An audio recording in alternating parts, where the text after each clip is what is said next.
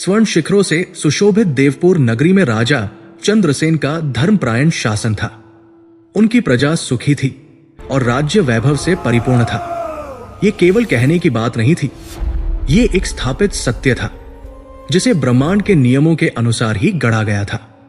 देवपुर की नींव साधारण मिट्टी और पत्थर पर नहीं, बल्कि वास्तुशास्त्र के उन गूढ़ सिद्धांतों पर रखी गई थी जो सृष्टि की लय के साथ सामंजस्य स्थापित करते हैं।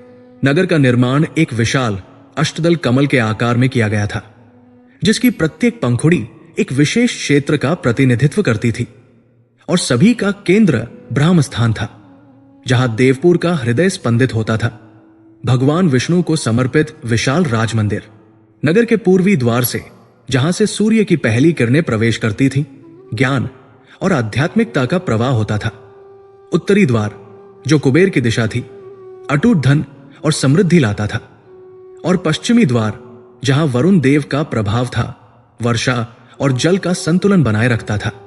दक्षिणी द्वार यम की दिशा होने के कारण केवल औपचारिक और सैन्य उद्देश्यों के लिए उपयोग किया जाता था और उसे विशालकाय गजारियों की मूर्तियों से सुरक्षित रखा गया था, ताकि कोई भी नकारात्मक ऊर्जा नगर की सीमाओं में प्रवेश न कर सके। राजा चंद्रसेन केवल एक शासक नहीं थे, वे देवपुर की आध्यात्मिक चेतना के संरक्षक थे। उनका दिन ब्रह्मा मुहूर्त में सरयू के पवित्र जल में स्नान के साथ आरंभ होता था, जिसके पश्चात वे राजमंदिर के गर्भगृह में प्रवेश करते, जहां शालिग्राम के रूप में भगवान विष्णु की स्वयंभू मूर्ति स्थापित थी।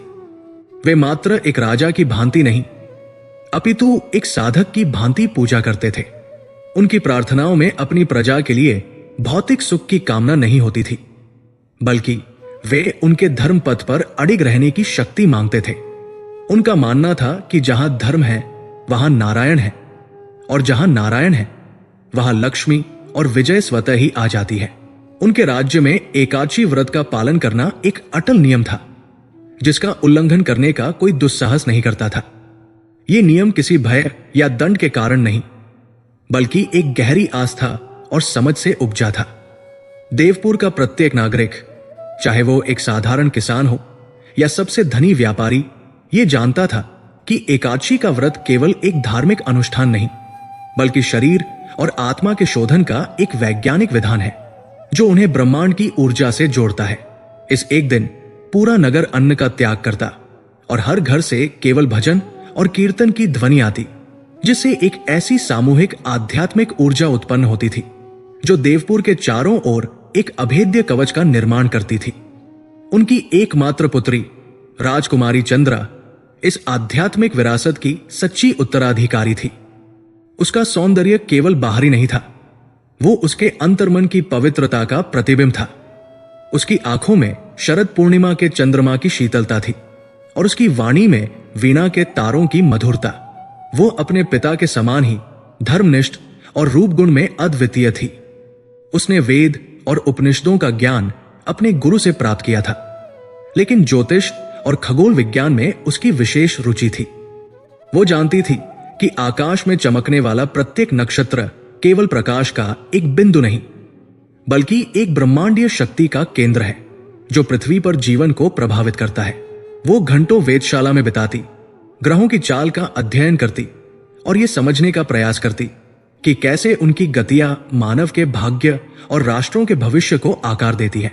उसकी उंगलियां जम कुंडलियों पर ऐसे चलती थी जैसे कोई संगीतकार अपने वाद्यों पर चलाता है, और वो ग्रहों के संयोग से बनने वाले योगों और दोषों की जटिल गणनाओं को सरलता से सुलझा लेती थी। वो अपने पिता की शक्ति थी, उनकी आध्यात्मिक सलाहकार और देवपुर का भविष्य। किंतु इस सुख, समृद्धि और सामंजस्य के पीछे एक अनजाना भय व्याप्त था। यह भय किसी बाहरी शत्रु या आसन्न युद्ध का नहीं था, बल्कि एक ऐसी प्राचीन स्मृति का था जिसे समय की परतों ने लगभग ढक दिया था। राज्य के सबसे वृद्ध ज्योतिषी आचार्य भानुमित्र, जिन्होंने राजा चंद्रसेन के पितामह को भी मार्गदर्शन दिया था, ने वर्षों पूर्व एक भविष्यवाणी की थी। वह दिन राजसभा में आज भी कुछ पुराने मंत्रियों को याद था। आचार्य भानुमित्र, जिनकी आयु 120 वर्ष से अधिक थी और जिनकी आंखें भूत और भविष्य को एक साथ देख सकती थी, अपनी कांपती उंगलियों से एक धूल भरी जमपत्री पर गणना कर रहे थे। ये देवपुर की जन्मपत्री थी, जिसे नगर की नींव रखते समय शुभ मुहूर्त के आधार पर बनाया गया था। घंटों की गहन गणना के पश्चात उन्होंने अपनी आंखें उठाई और उनकी दृष्टि में एक ऐसी गंभीरता थी जिसने पूरी सभा को निःशब्द कर दिया था। उनका स्वर धीमा लेकिन स्पष्ट था, जैसे कोई दूर से आती हुई चेतावनी हो। राजन, देवपुर का भविष्य सूर्य के समान उज्जवल है। बृहस्पति इसकी रक्षा कर रहा है और शुक्र इसे वैभव प्रदान कर रहा है, किंतु प्रत्येक प्रकाश के पीछे एक छाया होती है। उन्होंने समझाया था, जब इस नगर की आयु अपनी 108वीं वर्षगांठ पर पहुंचेगी और जब कार्तिक मास के कृष्ण पक्ष की एकादशी का सूर्योदय होगा, तब आकाश में ग्रहों का एक ऐसा दुर्लभ और अशुभ संयोग बनेगा जो सहस्राब्दियों में एक बार होता है। उस दिन देवगुरु बृहस्पति अपनी नीच राशि में होंगे।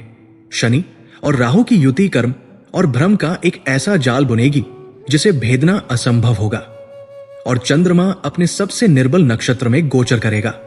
उस क्षण राज्य पर एक ऐसा संकट आएगा जिसका समाधान किसी शस्त्र या सेना के पास नहीं होगा। एक अदृश्य शत्रु देवपुर की आत्मा पर प्रहार करेगा। वो लोगों के विश्वास को निर्बल कर देगा, उनकी आस्था को डिगा देगा और उनके मन में संदेह और भय का विष घोल देगा। यह भविष्यवाणी एक भूली हुई स्मृति बन चुकी थी, क्योंकि देवपुर ने उसके बाद कई पीढ़ियों तक केवल उत्कर्ष ही देखा था। लोग उसे एक वृद्ध ज्योतिषी की निराशावादी कल्पना मानकर भूल गए थे।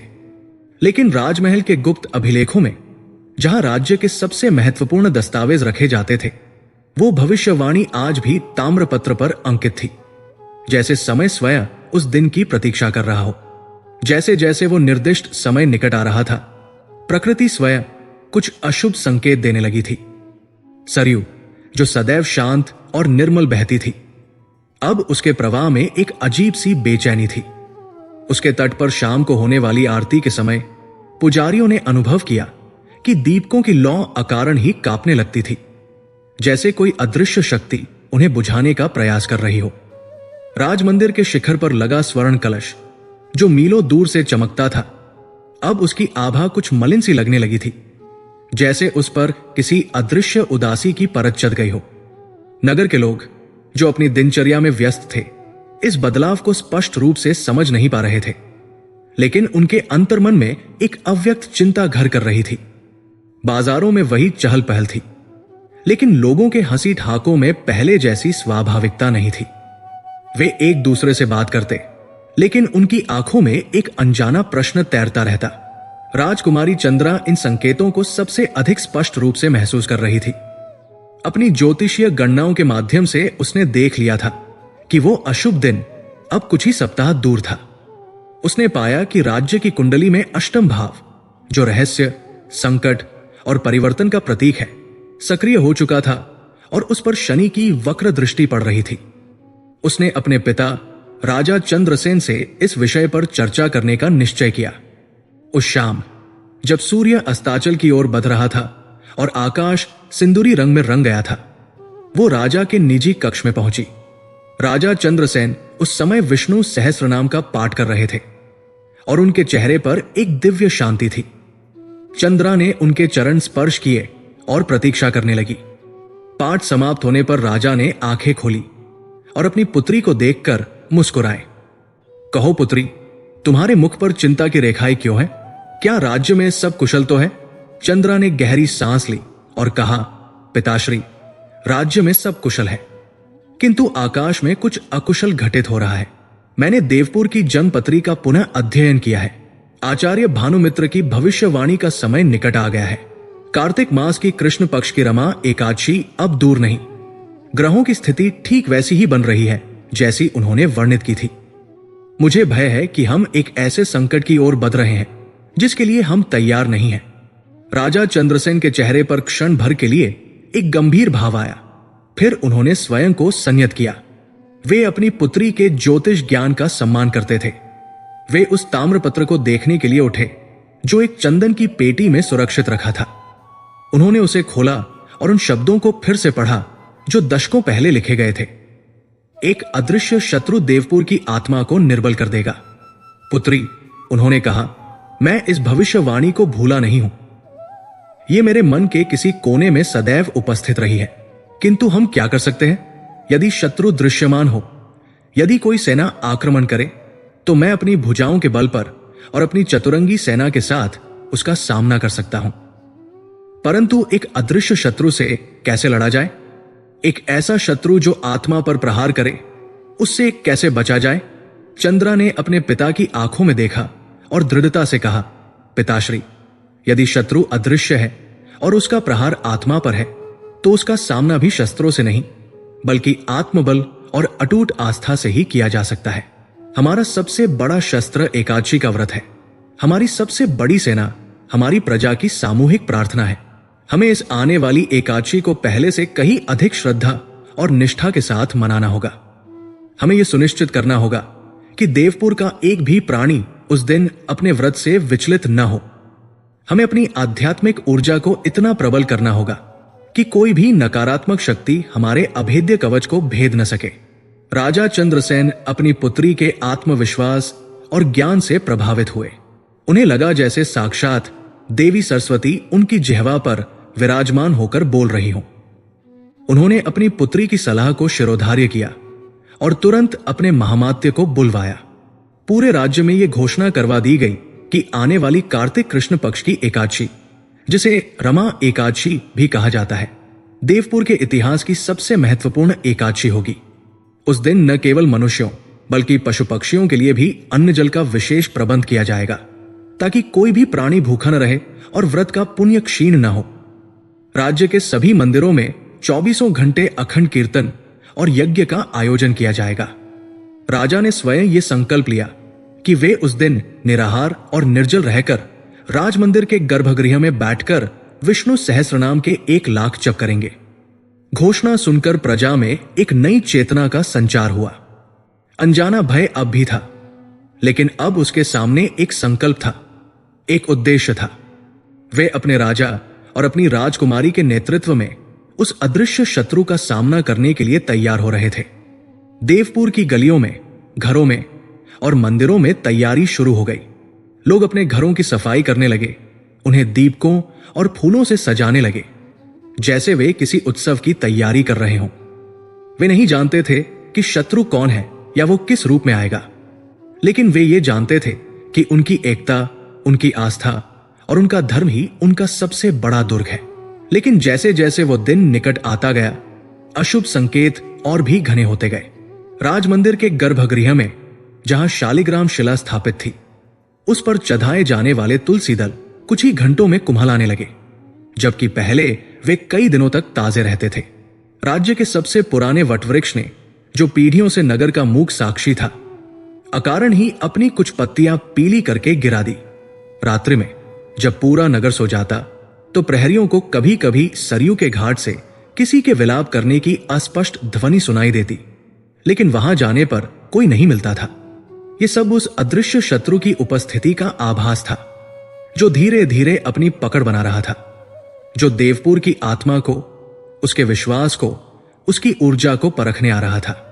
वो एकादशी की प्रतीक्षा कर रहा था, उस मुहूर्त की प्रतीक्षा कर रहा था जब आकाश के ग्रह उसे देवपुर के भाग्य से खेलने की अनुमति देंगे। देवपुर का वैभव, उसकी समृद्धि, उसका धर्म, सब कुछ दांव पर लगा था, और युद्ध का मैदान कोई भूमि का टुकड़ा नहीं, बल्कि हर नागरिक का मन और उसकी आत्मा बनने वाली थी। उस कार्तिक मास की कृष्ण पक्ष की दशमी की संध्या उतर आई थी।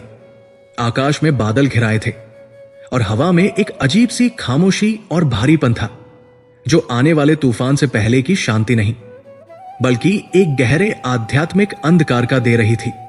देवपुर के आध्यात्मिक कवच को सुदृढ़ करने के प्रयासों के बीच राजा चंद्रसेन ने एक और महत्वपूर्ण कर्तव्य को पूरा करने का निर्णय लिया। अपनी एकमात्र पुत्री चंद्रा का विवाह।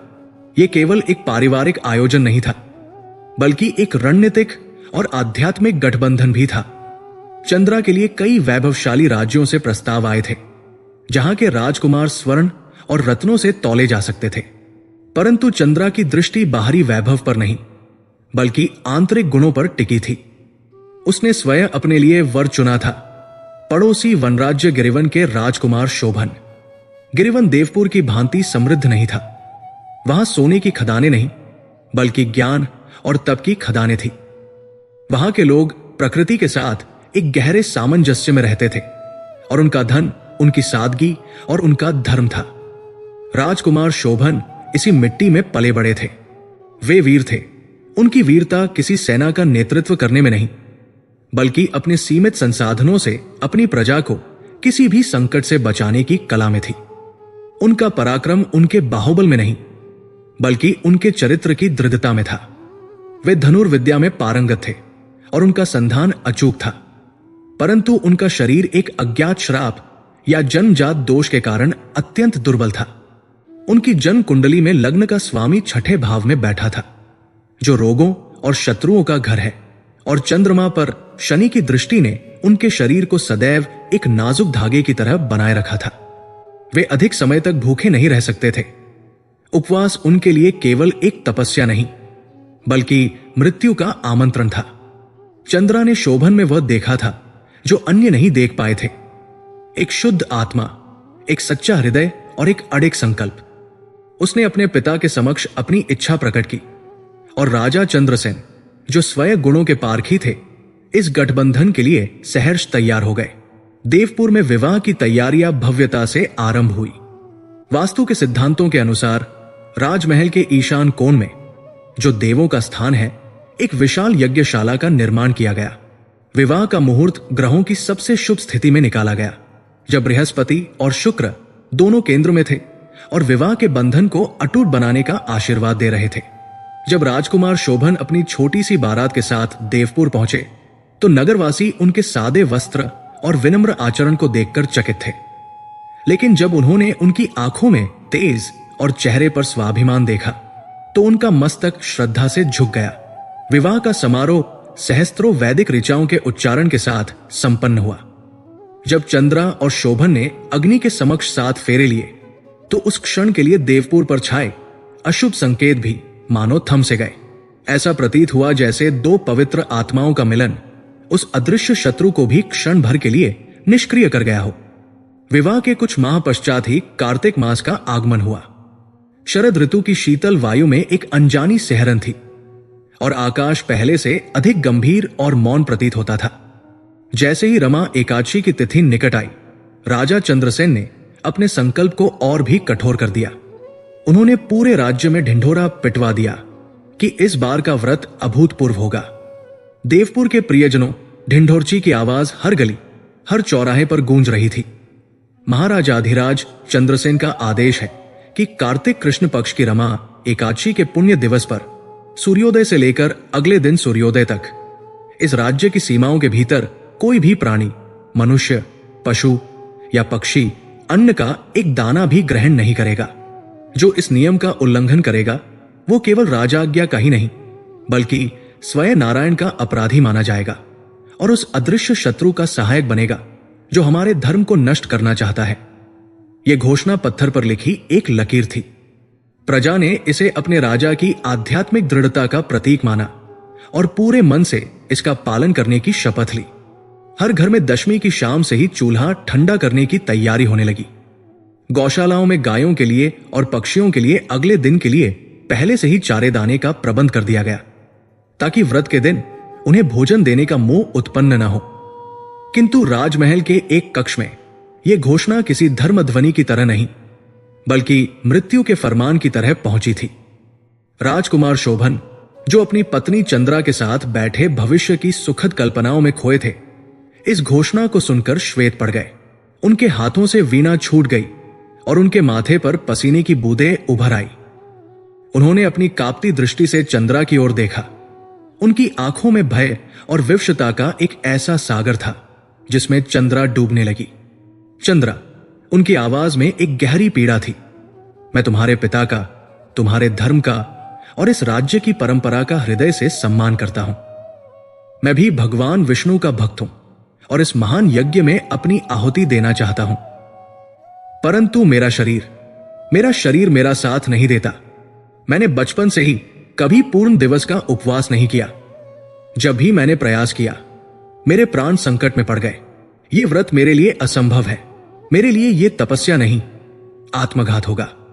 चंद्रा का हृदय कांप उठा। वो एक ऐसे दोराहे पर आ खड़ी हुई थी जहां एक मार्ग धर्म की ओर जाता था और दूसरा पति प्रेम की ओर। वो धर्म और पति धर्म के बीच फंस गई। उनका मन एक युद्ध क्षेत्र बन गया। एक ओर उनके पिता का कठोर संकल्प था, देवपुर की सामूहिक आस्था थी और उस भविष्यवाणी को पराजित करने का राष्ट्रीय यज्ञ था। वो जानती थी कि व्रत तोड़ना न केवल पिता और प्रजा का अपमान होगा, बल्कि अपने इष्ट देव भगवान विष्णु का भी अपमान होगा। ये उस आध्यात्मिक कवच में एक दरार पैदा करने जैसा होगा जिसे वे सब मिलकर बुनने का प्रयास कर रहे थे। क्या पता यही दरार उस अदृश्य शत्रु को प्रवेश करने का मार्ग दे दे। दूसरी ओर उनके पति थे, उनका प्रेम, उनका जीवन। अग्नि के समक्ष लिए गए वचन उनके कानों में गूंज रहे थे। उन्होंने शोभन के प्राणों की रक्षा की शपथ ली थी। यदि धर्म का पालन करने से उनके पति के प्राण ही चले जाए तो ऐसे धर्म का क्या अर्थ? क्या ईश्वर इतने निष्ठुर हो सकते हैं कि वे एक निर्दोष के प्राणों की बलि चाहें? वो अपने कक्ष में टहलने लगी। उनका मन विचारों के बवंडर में फंस गया था। कक्ष के वास्तु में सब कुछ सही था।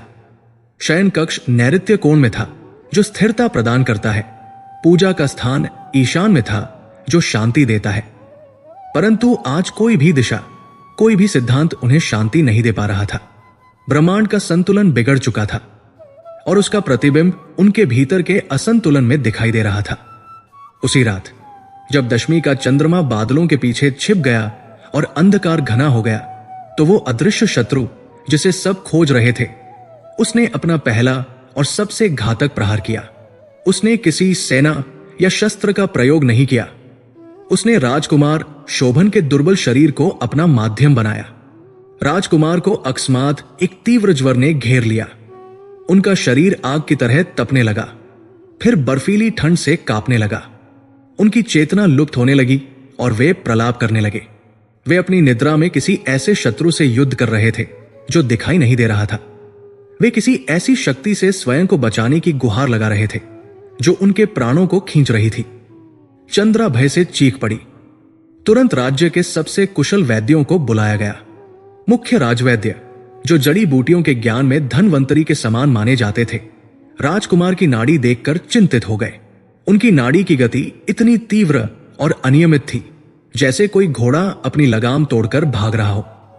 उन्होंने तुरंत ज्वर को शांत करने वाली सबसे शक्तिशाली औषधियों का लेप तैयार करवाया, जड़ी बूटियों का रस निकाला और उसे राजकुमार के मुख में डालने का प्रयास किया। परंतु एक विचित्र घटना घटी। राजकुमार का शरीर किसी भी औषधि को स्वीकार नहीं कर रहा था। जैसे ही औषधि उनके होठों को छूती, उनका शरीर उसे अस्वीकार कर देता। उनका मुंह कसकर बंद हो जाता और यदि किसी प्रकार एक बूंद अंदर चली भी जाती तो वे उसे तुरंत वमन कर देते। राज्य के वैद्य हताश हो गए। उन्होंने अपने जीवन में ऐसा रोग नहीं देखा था जो शरीर के साथ साथ आत्मा को भी जकड़ ले, जो उपचार के हर प्रयास को विफल कर दे।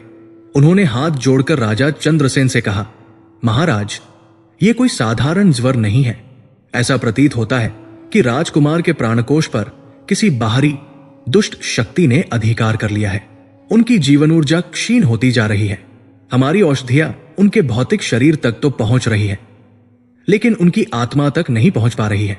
ये हमारी विद्या की सीमाओं से परे है। ये सुनते ही राजमहल में हाहाकार मच गया। राजा चंद्रसेन और रानी विलाप करने लगे। चंद्रा अपने पति के सिरहाने बैठी। उनकी आंखों से अविरल अश्रुधारा बह रही थी, लेकिन उनका मन अब शोक से अधिक संकल्प से भर गया था। वो समझ गई थी आचार्य भानुमित्र की वो पुरानी भविष्यवाणी अब एक भयावह सत्य बनकर उनके सामने खड़ी थी। एक अदृश्य शत्रु देवपुर की आत्मा को निर्बल कर देगा।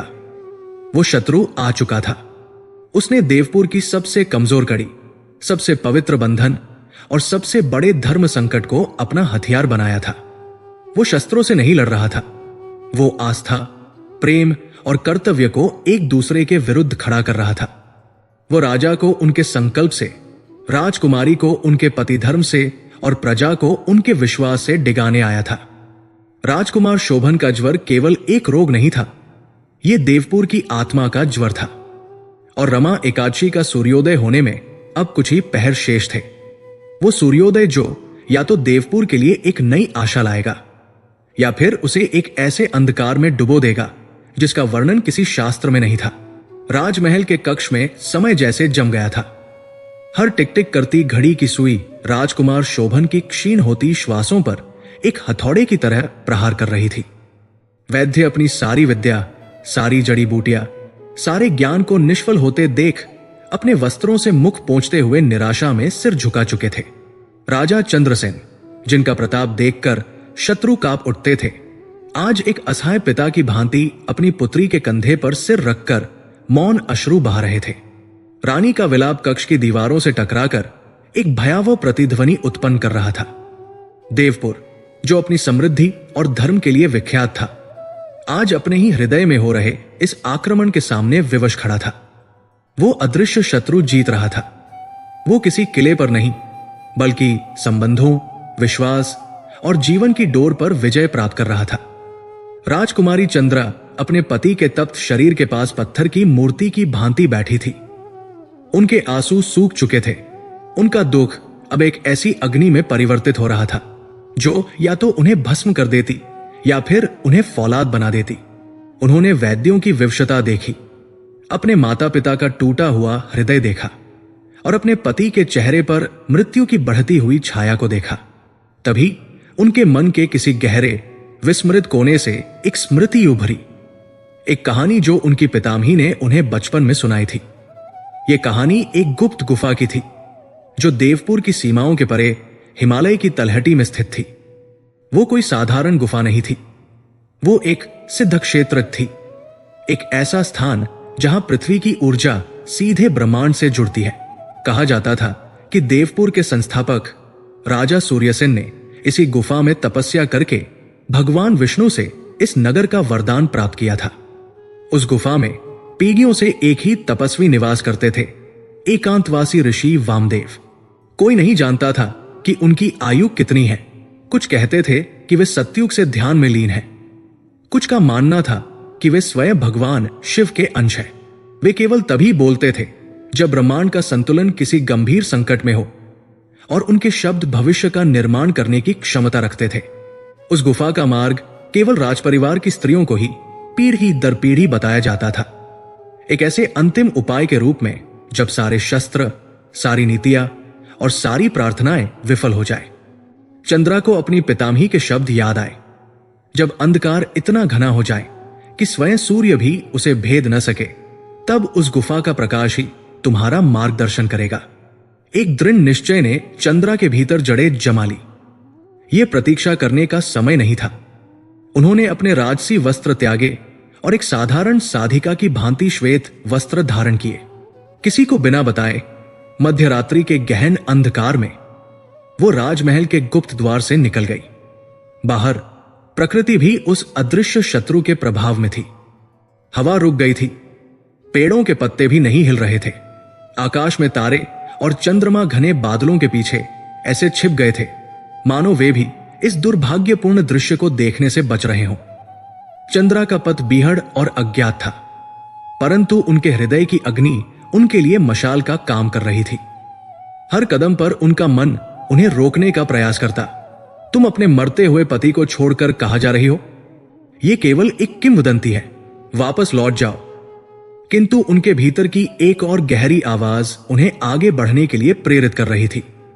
कई घंटों की कठिन यात्रा के बाद जब उनके पैर लहूलुहान हो गए और श्वास उखड़ने लगी, तब वे उस स्थान पर पहुंची जिसका वर्णन कहानियों में था। एक विशालकाय जलप्रपात के पीछे, जिसे विष्णुधारा कहा जाता था, उस गुफा का संकरा प्रवेश द्वार था जो सामान्य आंखों से लगभग अदृश्य था। जैसे ही चंद्रा ने गुफा में प्रवेश किया, बाहर की दुनिया का सारा कोलाहल और सारा भय पीछे छूट गया। भीतर एक अलौकिक शांति थी। गुफा की दीवारें किसी अनजाने खनिज से मंद मंद प्रकाशित हो रही थी और हवा में केवल एक ही ध्वनि थी, एक गहरी लयबद्ध की ध्वनि जो किसी के कंठ से नहीं बल्कि स्वयं ऋषि वामदेव के तप से उत्पन्न हो रही थी। सामने पद्मासन में बैठे ऋषि वामदेव एक पर्वत की भांति अचल थे। उनका शरीर धूल और वल्कल से ढका था। उनकी जटाएं धरती को छू रही थी और उन पर पक्षियों ने अपने घोंसले बना लिए थे। वे इतने स्थिर थे कि जीवित और निर्जीव का भेद करना कठिन था, परंतु उनके चारों ओर ऊर्जा का एक ऐसा तीव्र स्पंदन था जिसे चंद्रा स्पष्ट रूप से अनुभव कर सकती थी। यह सृष्टि की आदि ऊर्जा थी जिससे ब्रह्मांड का निर्माण हुआ था। चंद्रा ने ऋषि के चरणों में साष्टांग प्रणाम किया। उन्होंने कुछ नहीं कहा, केवल हाथ जोड़कर अपनी आंखों से अपनी पीड़ा को बहने दिया। उनका मौन विलाप किसी भी शब्द से अधिक शक्तिशाली था। घंटों बीत गए, चंद्रा उसी स्थिति में बैठी रही। उन्होंने अपना अहंकार, अपनी पहचान, अपना दुख, सब कुछ उन चरणों में समर्पित कर दिया था।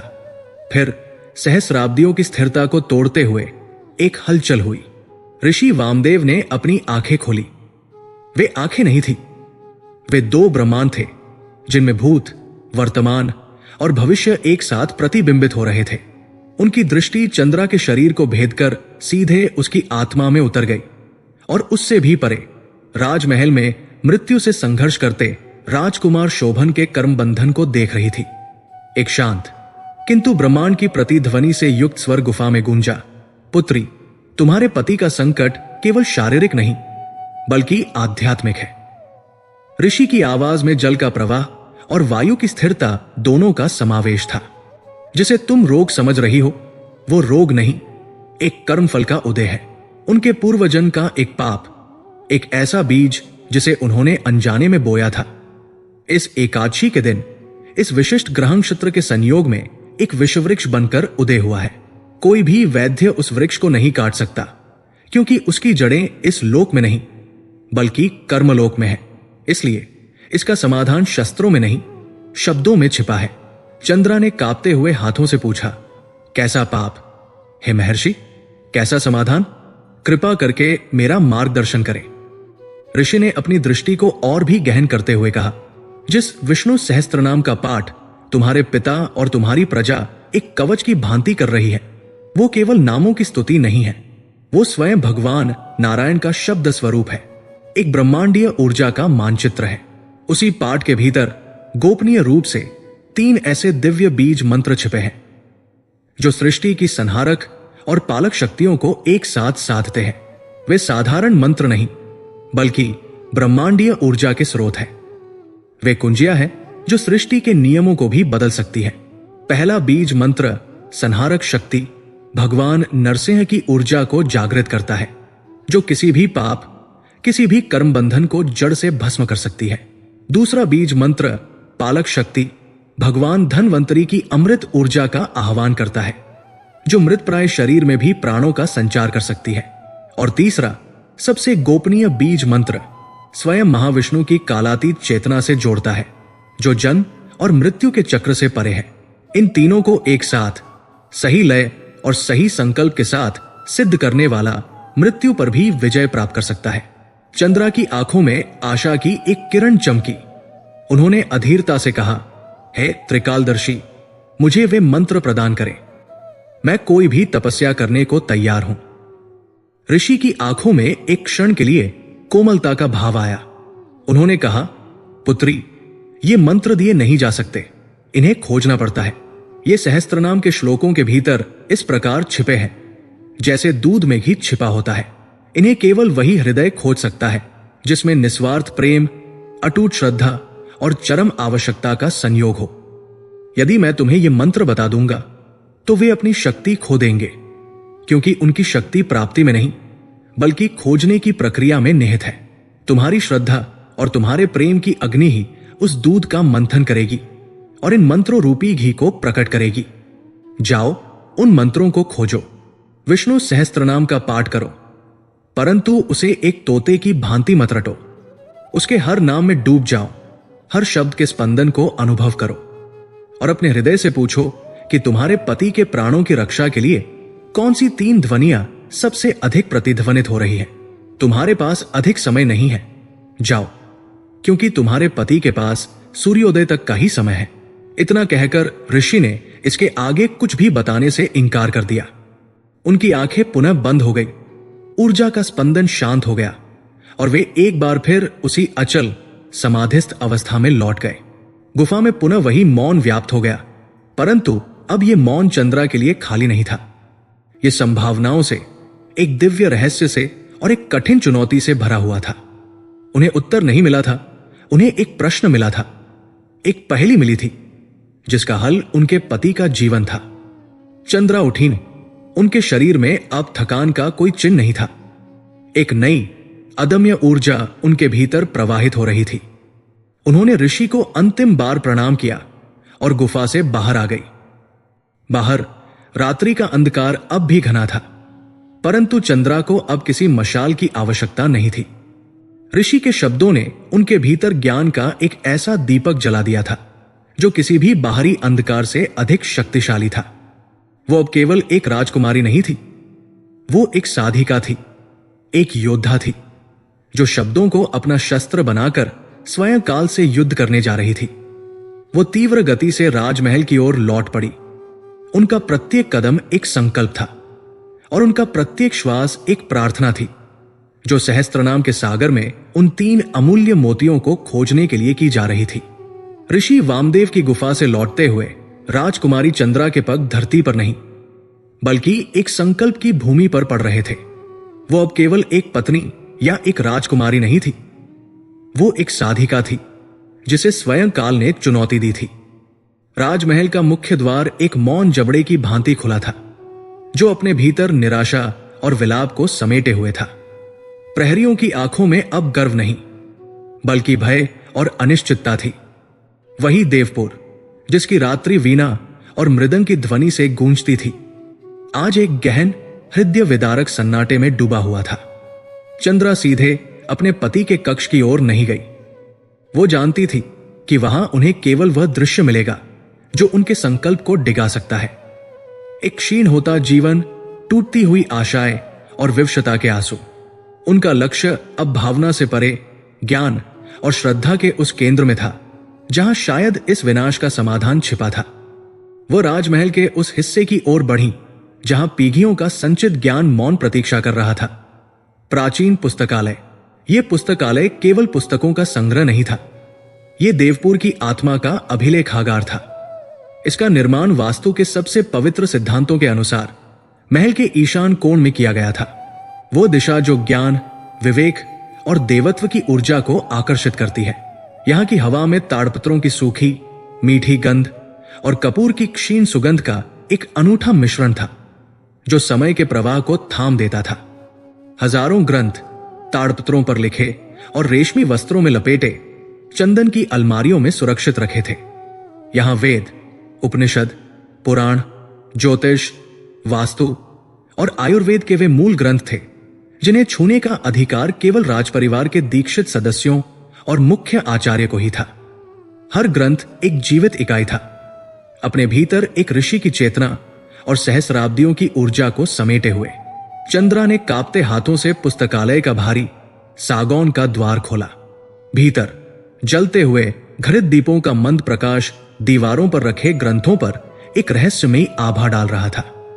एक क्षण के लिए उस असीम ज्ञान के भंडार को देखकर उनका हृदय बैठ गया। ऋषि वामदेव का आदेश उनके कानों में गूंजा, विष्णु सहस्त्रनाम में छिपे 3 दिव्य बीज मंत्रों को खोजो। ये तो भूसे के ढेर में 3 सुइयां खोजने जैसा नहीं बल्कि एक महासागर में 3 विशिष्ट जल बिंदुओं को खोजने जैसा था। विष्णु सहस्त्रनाम स्वयं 1000 नामों का सागर था। हर नाम एक मंत्र था, हर नाम की अपनी महिमा थी, अपनी ऊर्जा थी। उनमें से कौन से 3 नाम बीज मंत्र थे और उनका रहस्य क्या था? समय किसी मरुस्थल की रेत की तरह उनकी मुट्ठी से फिसल रहा था। हर बीतता हुआ पल उनके पति की जीवन डोर के एक और धागे को तोड़ रहा था। उन्होंने अपनी स्वाभाविक प्रवृत्ति के अनुसार कार्य करना आरंभ किया। वे उस खंड की ओर भागी जहां धर्मशास्त्र और स्तोत्र रखे थे। उन्होंने विष्णु सहस्त्रनाम की सबसे प्राचीन पोथी निकाली जिसके ताड़पत्र समय के साथ पीले और भंगुर हो चुके थे। उन्होंने श्लोकों को पढ़ना शुरू किया। उनकी आंखें अक्षरों पर दौड़ रही थी, परंतु उनका मन अशांत था। विश्वन विष्णुर्वषटकारो भूत भव्यवत प्रभु नाम उनकी जिह्वा से फिसल रहे थे, परंतु उनके हृदय में प्रवेश नहीं कर पा रहे थे। वे केवल शब्द थे, ध्वनि थे, उनमें कोई संकेत नहीं था, कोई रहस्य नहीं था। उनका मस्तिष्क तर्क लगा रहा था, शायद वे नाम सबसे शक्तिशाली देवताओं से जुड़े होंगे, या शायद वे नाम जिनके अक्षर सबसे दुर्लभ हैं। उनका हर प्रयास उन्हें एक नई निराशा की ओर ले जा रहा था। पुस्तकालय की शांति अब उन्हें चुभ रही थी। ये एक ऐसी शांति थी जो उनकी विफलता पर उपहास कर रही थी। घंटे बीत गए, मध्यरात्रि का प्रहर भी बीत चुका था। चंद्रा हताशा के कगार पर थी। उन्होंने पोथी को एक ओर रख दिया और अपनी आंखें बंद कर ली। उनके सामने उनके पति का पीला, चेतना शून्य चेहरा घूम गया। उन्हें ऋषि वामदेव के शब्द पुनः स्मरण हुए, परंतु इस बार अलग ढंग से।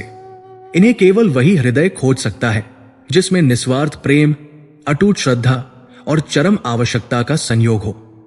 तुम्हारी श्रद्धा और तुम्हारे प्रेम की अग्नि ही उस दूध का मंथन करेगी। चंद्रा को अपनी भूल का आभास हुआ। वह एक विद्वान की भांति अपने मस्तिष्क से खोज रही थी, जबकि ऋषि ने उन्हें एक भक्त की भांति अपने हृदय से खोजने का निर्देश दिया था। उन्होंने गहरी श्वास ली और स्वयं को शांत किया। उन्होंने अपने मन से हर तर्क, हर विचार, हर भय को निकाल दिया और केवल एक ही भाव को अपने भीतर केंद्रित किया, अपने पति के लिए निस्वार्थ प्रेम। उन्होंने कोई ग्रंथ नहीं उठाया, कोई श्लोक नहीं पढ़ा। उन्होंने बस हाथ जोड़कर उस पुस्तकालय के ब्रह्म स्थान में केंद्र में खड़े होकर अपने पूर्वजों का, उस संचित ज्ञान का और स्वयं भगवान नारायण का आह्वान किया। हे ज्ञान के सागर, हे मेरे पूर्वजों की आत्माओं, हे सर्वव्यापी नारायण। उन्होंने मन ही मन प्रार्थना की, मैंने अपना सर्वस्व त्याग दिया है। मेरा ज्ञान, मेरा तर्क, मेरा बल सब व्यर्थ हो चुका है। अब केवल मेरी श्रद्धा और मेरा प्रेम शेष है। मुझे मार्ग दिखाए, मुझे उस रहस्य का एक संकेत दे जो मेरे धर्म की, मेरे प्रेम की रक्षा कर सके। जैसे ही उन्होंने अपनी आत्मा की गहराई से यह प्रार्थना की, एक विचित्र घटना घटी। दीपों की लौ एक क्षण के लिए स्थिर हो गई और उनकी परछाई एक विशेष दिशा में लंबी हो गई। उनकी दृष्टि, जो अब तर्क से नहीं बल्कि एक आंतरिक प्रेरणा से निर्देशित हो रही थी, उस दिशा में गई। वहां अलमारियों की पंक्तियों के बीच एक छोटी नक्काशीदार वेदी पर एक रत्न जड़ित संदूक रखा था। वो संदूक उन्होंने पहले भी देखा था, परंतु उसे सदैव एक सजावटी वस्तु समझकर अनदेखा कर दिया था। आज उस पर जड़े हुए 9 रत्न एक अलौकिक प्रकाश से स्पंदित हो रहे थे। उसके ढक्कन पर देवपुर का राज चिन्ह उगते हुए सूर्य के समक्ष खड़ा एक गरुड़ अंकित था, परंतु ये उनके पिता के समय का नहीं बल्कि एक अति प्राचीन आदि चिन्ह था। उनका हृदय धड़क उठा। ये उनके पूर्वजों का एक संदेश था जिसे समय के पार से केवल ऐसे ही संकट के क्षण के लिए भेजा गया था। वो उस संदूक की ओर बढ़ी। उसे छूते ही उन्हें एक हल्का सा विद्युत का स्पंदन महसूस हुआ। उस पर कोई ताला नहीं था, वो केवल संकल्प की शक्ति से बंद था। चंद्रा ने अपनी आंखें बंद की और अपने पति के जीवन की कामना के साथ ढक्कन उठाया। भीतर मखमली गद्दी पर कोई शस्त्र या आभूषण नहीं था। वहां केवल एक छोटा सा ताड़पत्र रखा था, जो इतना प्राचीन था कि उसे छूने में भी भय लग रहा था, परंतु वो अद्भुत रूप से संरक्षित था। उस पर स्याही से नहीं बल्कि किसी दिव्य पदार्थ से 3 पहेलियां लिखी हुई थी जो मंद मंद चमक रही थी। चंद्रा ने उस ताड़पत्र को अपने कांपते हाथों में उठाया। यह ऋषि वामदेव के शब्द का भौतिक स्वरूप था। यह उत्तर नहीं था बल्कि उत्तर तक पहुंचने का मानचित्र था। उन्होंने अपनी श्वास को साधा और पहली पहेली पढ़ी। प्रथम पहेली, मैं वो हूं जो नारायण के हृदय में बसता है, जिसके नाम से धन और वैभव बरसता है। उनका मन तुरंत देवी लक्ष्मी की ओर गया, जो श्री हरि के हृदय में निवास करती है, जो धन और वैभव की देवी है। परंतु यह उत्तर नहीं हो सकता था। रहस्य विष्णु सहस्त्रनाम में छिपा था। यह विष्णु का ही कोई नाम होना चाहिए था, जो लक्ष्मी से अभिन्न हो, जो स्वयं श्री का स्वरूप हो। वो नाम जो केवल धन नहीं बल्कि ऐश्वर्य, कांति और मंगल का प्रतीक हो। उन्होंने अपनी कांपती उंगलियों से दूसरी पहेली को छुआ। द्वितीय पहेली, मैं वो हूं जो ब्रह्मांड का आधार है, जिसके स्मरण मात्र से भवसागर पार है। यह पहेली उनके ज्ञान की गहराई को परख रही थी। ब्रह्मांड का आधार वो कौन था? क्या वो अनंत था जिस पर श्री हरि शयन करते हैं, या अच्युत जो कभी अपने स्थान से च्युत नहीं होता, या फिर ध्रुव जो अटल है और भवसागर पार कराने वाला? ये तो तारक नाम होना चाहिए, जो जन्म मृत्यु के चक्र से मुक्ति दिलाए। ये नाम शक्ति और स्थिरता दोनों का प्रतीक होना चाहिए था। फिर उनकी दृष्टि अंतिम और सबसे गहन पहेली पर पड़ी। तृतीय पहेली, मैं वो हूं जो हर जीव की आत्मा में वास करता है, जो निर्गुण भी है और सगुण आकार धरता है। ये पहेली सीधे वेदांत के हृदय से निकली थी। वो जो कण कण में है, जो हर प्राणी के भीतर आत्मा बनकर बैठा है, परमात्मा। वह जो निराकार, निर्गुण, अव्यक्त ब्रह्मा भी है और भक्तों के लिए सुंदर सगुण रूप भी धारण करता है। ये उस परम सत्य की ओर संकेत था जो द्वैत और अद्वैत से परे है। ये वो नाम होना चाहिए था जो ईश्वर की सर्वव्यापकता और उनके भक्त वात्सल्य दोनों को एक साथ परिभाषित करता हो। चंद्रा समझ गई, ये कोई साधारण पहेलियां नहीं थी। ये 3 अलग अलग योगों, भक्ति योग, कर्मयोग और ज्ञान योग की ओर संकेत था। ये सृष्टि की 3 मूलभूत शक्तियों, पालन, संतुलन और विलय का रहस्य था। इन पहेलियों का उत्तर ही उन 3 दिव्य बीज मंत्रों का ताला खोलेगा। उन्होंने ताड़पत्र को अपने हृदय से लगा लिया। आधी रात बीत चुकी थी। एकादशी का पुण्य काल अपने चरम पर था, परंतु उनके पति के लिए यह काल बन चुका था। कक्ष के बाहर से आती दाई की दबीदबी सिसकी ने उन्हें यथार्थ की कठोर भूमि पर वापस लापटका। उनके पति की सांसें धीमी पड़ती जा रही थी। सूर्योदय होने में अब कुछ ही घंटे शेष थे। उनके पास ज्ञान का मानचित्र था, परंतु यात्रा अभी बाकी थी और समय उनका सबसे बड़ा शत्रु बनकर उनके सामने खड़ा था। अब यह केवल ज्ञान की नहीं, बल्कि समय के विरुद्ध श्रद्धा की दौड़ थी। प्राचीन पुस्तकालय का मौन अब चंद्रा के लिए डरावना नहीं था। यह एक गर्भ की शांति के समान था, जहां एक नए भविष्य का जन्म होने वाला था। समय का बाह्य प्रवाह निर्दयता से आगे बढ़ रहा था, परंतु चंद्रा ने स्वयं को उस प्रवाह से अलग कर लिया था। वो अब उस घड़ी की टिक-टिक से नहीं, बल्कि अपने हृदय की धड़कन से बंधी थी। और उनका हृदय अब केवल अपने पति के लिए नहीं, बल्कि उस ब्रह्मांडीय रहस्य के लिए धड़क रहा था, जो उनके समक्ष 3 पहेलियों के रूप में प्रकट हुआ था। उन्होंने उस रत्न जड़ित संदूक से मिले ताड़पत्र को अपने सामने एक छोटी वेदी पर रखा। उसके समक्ष एक घृत का दीपक जलाया और पद्मासन में बैठ गई। उनकी रीढ़ सीधी थी, उनकी दृष्टि नासिका के अग्रभाग पर केंद्रित थी और उनकी श्वास इतनी लयबद्ध हो गई थी मानो वो सृष्टि के आदि संगीत के साथ ताल मिला रही हो। उन्होंने अपना पूरा ध्यान, अपनी सारी चेतना को एकत्रित कर भगवान विष्णु का स्मरण करते हुए पहली पहेली पर केंद्रित किया। मैं वो हूं जो नारायण के हृदय में बसता है, जिसके नाम से धन और वैभव बरसता है। उनका मन विचारों के एक तीव्र बवंडर में डूब गया। सहस्त्रनाम के सैकड़ों नाम उनके मस्तिष्क में कौंध गए। श्रीधर, श्री को धारण करने वाले; श्रीप्त्य, श्री के पति; श्रीनिवास, श्री का निवास। ये सभी नाम सत्य थे, परंतु उनमें पहेली की आत्मा नहीं थी। ये नाम नारायण के उस स्वरूप का वर्णन करते थे जो लक्ष्मी के साथ है, परंतु पहेली उस शक्ति की ओर संकेत कर रही थी जो नारायण के हृदय में बसती है, जो स्वयं नारायण की शक्ति है, उनका ऐश्वर्य है।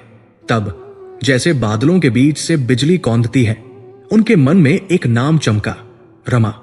देवी लक्ष्मी का वह स्वरूप जो रमन करता है, जो आनंद प्रदान करता है और जो स्वयं श्री हरि के हृदय को आनंदित करता है। और आज की एकादशी का नाम भी तो रमा एकादशी ही था। ये एक संकेत था, एक दिव्य संयोग। चंद्रा समझ गई कि ऋषि ने सहस्त्रनाम के भीतर छिपे मंत्रों की बात की थी। इसका अर्थ यह नहीं था कि वे नाम सहस्त्रनाम की सूची में से ही एक होंगे। वे उस सूची का सार थे, उस ऊर्जा के बीज थे जिनसे वे 1000 नाम अंकुरित होते हैं। पालन की शक्ति, जीवन देने की शक्ति लक्ष्मी में निहित है और उनका सबसे शक्तिशाली आह्वान, जो तंत्र और आगम के गूढ़ रहस्यों में छिपा है, उनके समक्ष प्रकट हो गया। पहला दिव्य बीज मंत्र था, श्री हरि श्री कमले कमलालय प्रसीद प्रसीद श्री हरि श्री महालक्ष्म्यनम। यह केवल एक मंत्र नहीं था, यह स्वयं अमृत का आह्वान था, उस सृजनात्मक ऊर्जा का आवाहन था जो मृत प्राय में भी प्राण फूंक सकती है। इस पहली सफलता से प्राप्त आत्मविश्वास के साथ चंद्रा ने अपनी चेतना को दूसरी पहेली पर स्थिर किया। मैं वो हूं जो ब्रह्मांड का आधार है, जिसके स्मरण मात्र से भवसागर पार है। इस बार उनका मन अधिक शांत और केंद्रित था। ब्रह्मांड का आधार, वो शक्ति जो सब कुछ थामे हुए है।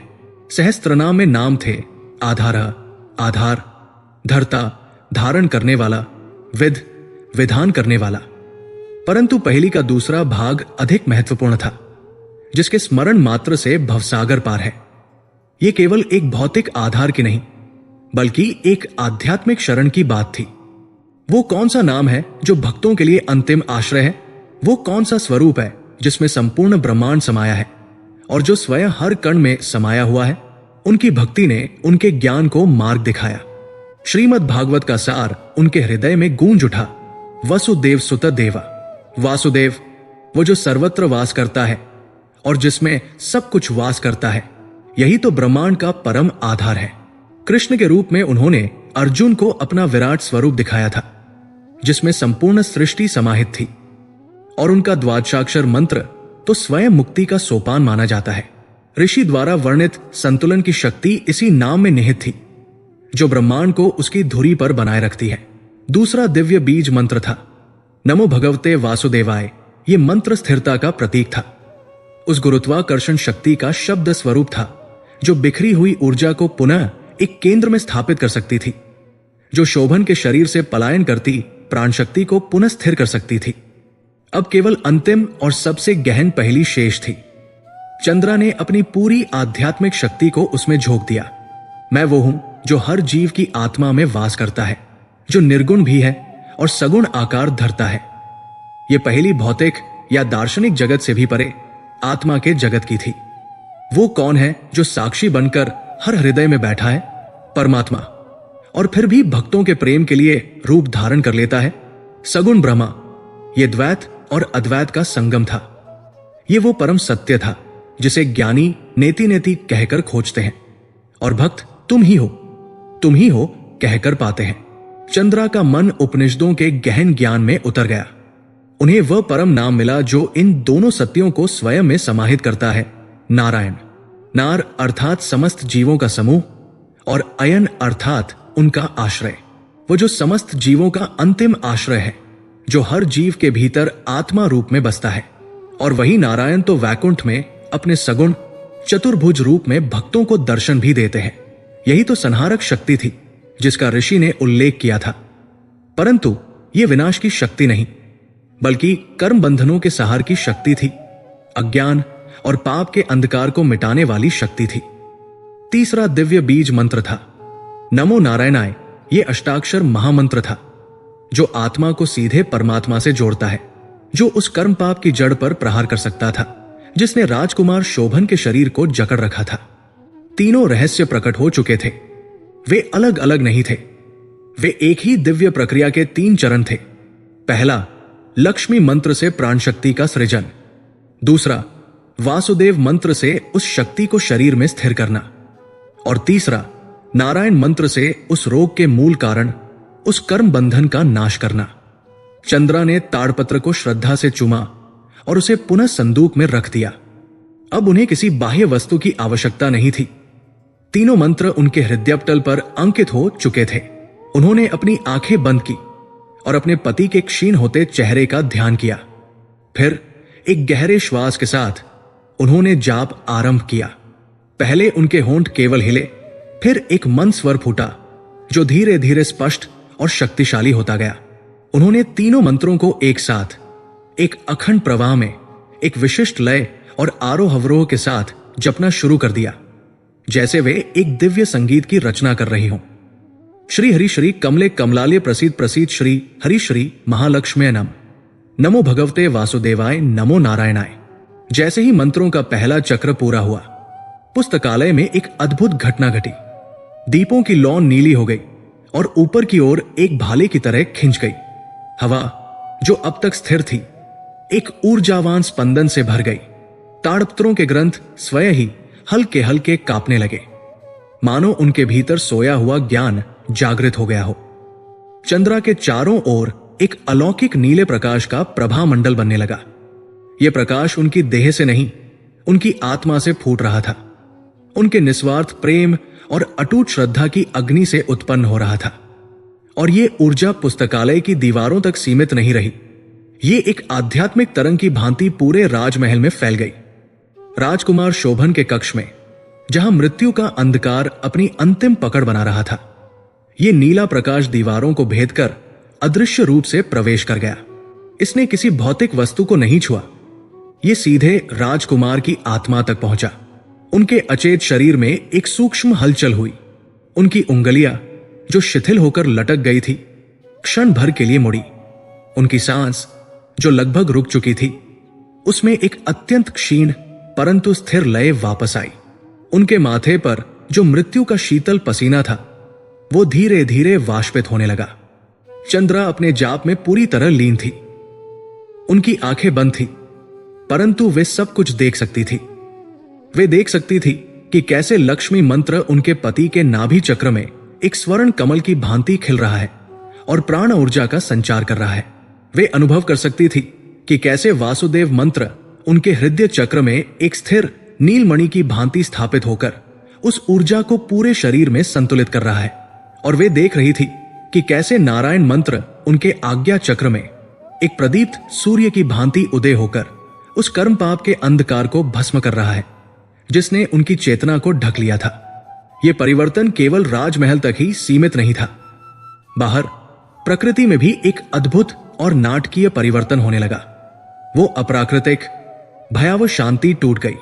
आकाश में, जो अब तक खाली और निर्जीव था, काले बादल घुमड़ने लगे। उनमें से बिजली कौंधी, परंतु उसकी ध्वनि कर्कश नहीं, बल्कि एक दिव्य दुंदुभी के नाद जैसी थी।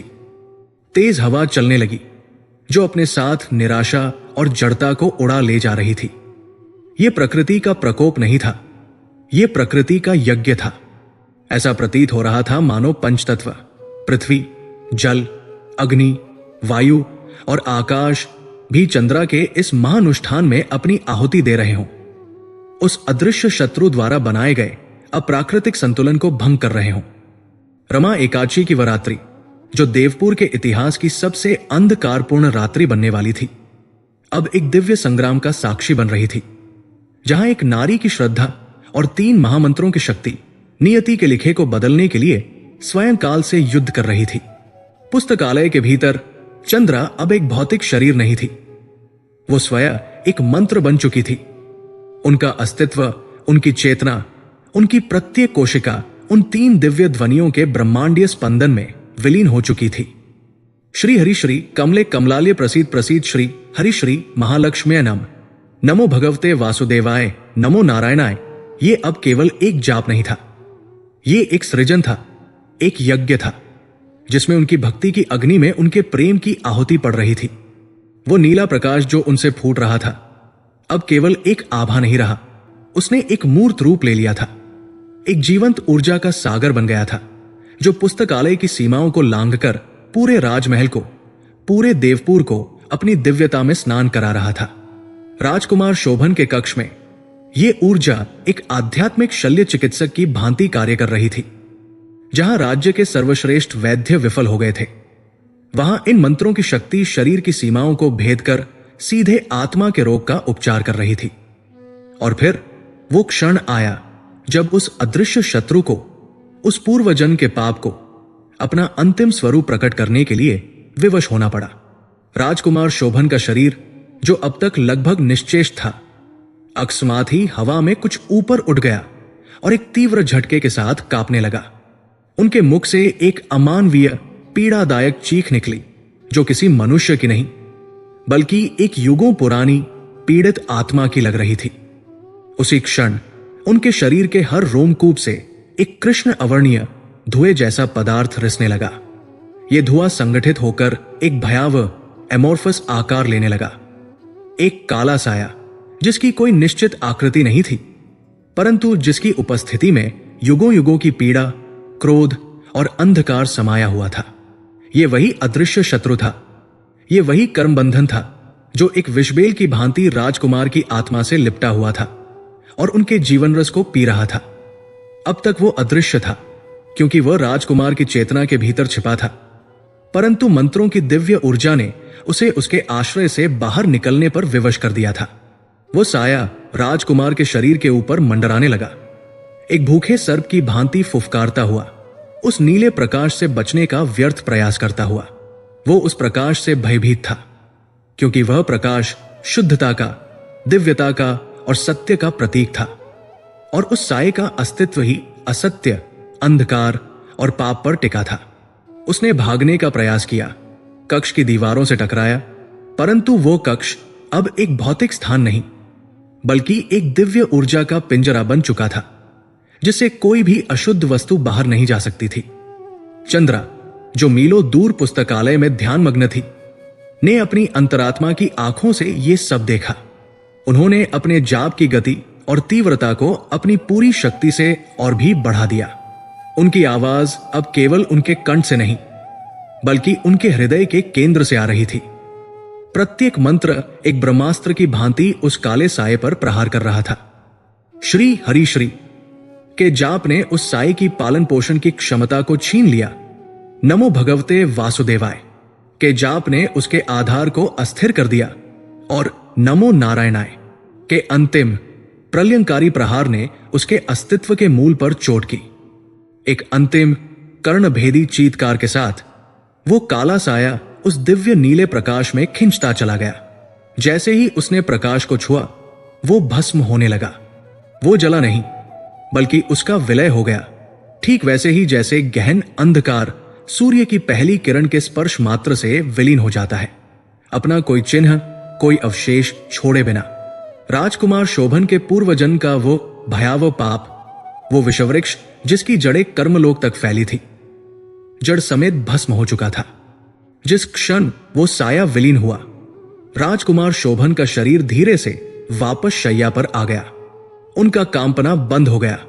उनके चेहरे पर जो मृत्यु की पीली छाया थी, वो ऐसे गायब हो गई जैसे किसी ने एक मैला आवरण हटा दिया हो। उनके मुरझाए हुए होठों पर एक हल्की सी लालिमा लौट आई, और उनके कपोलों पर एक स्वस्थ आभा उभर आई।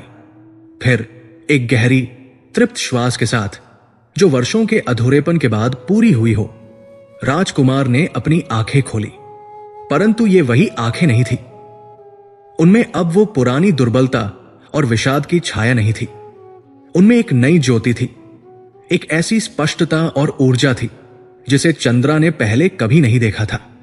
उन्होंने चंद्रा को नहीं, बल्कि अपने चारों ओर उपस्थित राजपरिवार और वैद्यों को देखा, जो भय और विस्मय से मूर्तिवत खड़े थे। उन्होंने अपने हाथों को देखा, अपनी भुजाओं को महसूस किया, और उन्हें अपने ही शरीर में एक ऐसी शक्ति का अनुभव हुआ जो जन्म से ही उनसे अपरिचित थी। वे उठे और बैठ गए, किसी सहारे के बिना, किसी कमजोरी के बिना। वे अब पहले से कहीं अधिक स्वस्थ और ऊर्जावान महसूस कर रहे थे। चंद्रा कहाँ है? ये उनके मुख से निकले पहले शब्द थे। उनकी आवाज में अब वो पुरानी क्षीणता नहीं, बल्कि एक राजा के योग्य गंभीरता और बल था।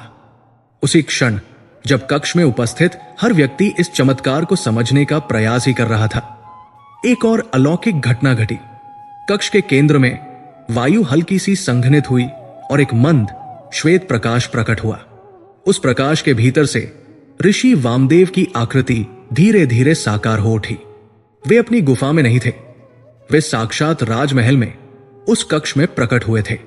उनका आगमन इतना शांत और सहज था मानो वे सदा से वही उपस्थित हों। उनकी उपस्थिति मात्र से उस कक्ष की वायु शुद्ध और पवित्र हो गई, जैसे किसी यज्ञशाला में सहस्त्रों आहुतियां एक साथ पड़ गई हों। सबने उन्हें दंडवत प्रणाम किया। ऋषि की दृष्टि चंद्रा के कक्ष की ओर गई, और फिर उन्होंने अपनी करुणामय दृष्टि राजकुमार शोभन पर डाली। उनके मुख पर एक शांत मुस्कान थी। उन्होंने अपनी वाणी से उस मौन को तोड़ा जो विस्मय ने उत्पन्न किया था। उठो पुत्री। उनकी आवाज सीधे पुस्तकालय में बैठी चंद्रा तक पहुंची। चंद्रा ने आंखें खोली, जाप थम गया, और वो अपने चारों ओर फैले नीले प्रकाश को देखकर चकित रह गई, जो अब धीरे धीरे शांत हो रहा था। जब चंद्रा कक्ष में पहुंची और अपने पति को स्वस्थ और सजीव देखा, तो उनकी आंखों से आनंद के अश्रु बह निकले। वो कुछ कहती, उससे पहले ही ऋषि वामदेव ने कहा, पुत्री, तुम्हारे पति ने अनजाने में ही सही रमा एकादशी का सबसे कठिन और सबसे श्रेष्ठ व्रत पूर्ण किया है। सब आश्चर्य से उनकी ओर देखने लगे। ऋषि ने समझाया, एकादशी का व्रत केवल अन्न त्यागने का नाम नहीं है। इसका वास्तविक अर्थ है अपनी इंद्रियों को विषयों से हटाकर चेतना को नारायण में केंद्रित करना। तुम्हारे पति का शरीर रोगग्रस्त था, परंतु उनकी आत्मा चेतना और अचेतना के बीच की उस दुर्लभ अवस्था में थी जहां अहंकार शून्य हो जाता है और जीवात्मा अपने कर्मों का साक्षी बनकर उन्हें भोगता है। निराहार और निर्जल रहकर इस आध्यात्मिक समाधि की अवस्था में उन्होंने अपने उस पूर्व जन्म के पाप का पूर्ण प्रायश्चित किया है। उनका शरीर निष्क्रिय था, परंतु उनकी आत्मा तपस्या कर रही थी। उन्होंने वो व्रत किया है जिसे बड़े बड़े योगी भी करने का साहस नहीं कर पाते। फिर उन्होंने चंद्रा की ओर मुड़कर कहा, और तुम्हारी भक्ति, तुम्हारे निस्वार्थ प्रेम और इन 3 दिव्य मंत्रों की अमोघ शक्ति ने उस प्रायश्चित की अग्नि को प्रज्वलित किया है। तुमने उस शुद्ध हुए पात्र में अमृत भर दिया है। तुम्हारे पति का पुराना दुर्बल शरीर और कर्म बंधन भस्म हो चुका है। इन मंत्रों की शक्ति ने उन्हें एक नया, शुद्ध और शक्तिशाली जीवन प्रदान किया है। ये रमा एकादशी का वरदान है जो तुम्हारी भक्ति के माध्यम से प्रकट हुआ है। यह सुनकर राजा चंद्रसेन की आंखों से पश्चाताप और कृतज्ञता के आंसू बह निकले। उन्हें अपने उस कठोर नियम पर ग्लानि हुई जो प्रेम और विवेक से रहित था। वो समझ गए थे कि धर्म नियमों का अंधा पालन नहीं, बल्कि शुद्ध हृदय से किया गया कर्म है। उन्होंने अपनी पुत्री और दामाद को गले लगा लिया और राजमहल, जो कुछ क्षण पहले तक शोक में डूबा था, अब भगवान नारायण की जय के उद्घोष से गूंज उठा। उस दिन के बाद देवपुर का इतिहास सदा के लिए बदल गया। राजा चंद्रसेन ने एक नई राजाज्ञा जारी की। अब से देवपुर में रमा एकादशी का व्रत केवल उपवास तक सीमित नहीं रहेगा। उस दिन राज्य के हर मंदिर, हर घर में इन 3 महामंत्रों, श्री महालक्ष्मी मंत्र, द्वादशाक्षर वासुदेव मंत्र और अष्टाक्षर नारायण मंत्र का अखंड जप अनिवार्य कर दिया गया। यह व्रत अब केवल अन्न त्याग का नहीं, बल्कि आत्मा के शोधन का महापर्व बन गया। यह कथा और इन मंत्रों की महिमा देवपुर की सीमाओं को लांघकर दूर दूर तक, देश देशांतर तक फैल गई। लोगों को यह ज्ञान हुआ कि रमा एकादशी का व्रत और ये 3 दिव्य मंत्र मिलकर एक ऐसा अभेद्य आध्यात्मिक कवच बनाते हैं जो केवल पुण्य ही नहीं देता, बल्कि जीवन के उन गहरे संकटों, उन अदृश्य शत्रुओं और उन प्रारब्ध के लेखों को भी हर लेता है जिनका समाधान किसी शस्त्र, औषधि या मनुष्य के पास नहीं होता। ये एक स्थापित सत्य बन गया जो युगों युगों तक दोहराया गया। जिसने भी, जिस भी काल में, जिस भी परिस्थिति में इन 3 महामंत्रों को रमा एकादशी के दिन या किसी भी दिन सच्चे और निस्वार्थ हृदय से एक बार भी जप लिया, उसके जीवन में दुख, दुर्भाग्य और असाध्य कष्ट फिर कभी लौटकर नहीं आए। वो नारायण की कृपा का भागी बना, ठीक उसी प्रकार जैसे राजकुमारी चंद्रा की भक्ति ने असंभव को संभव कर दिखाया था।